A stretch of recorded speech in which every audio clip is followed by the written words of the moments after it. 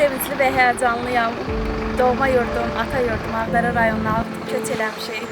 Burada prezidentimizə öz təşəkkürümü bildirirəm.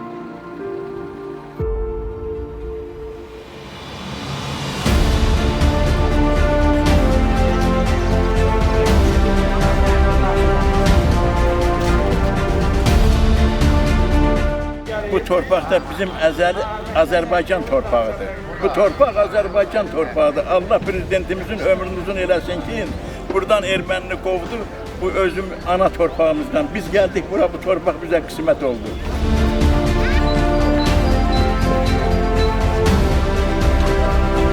Cənab prezidentimizə təşəkkür edirəm.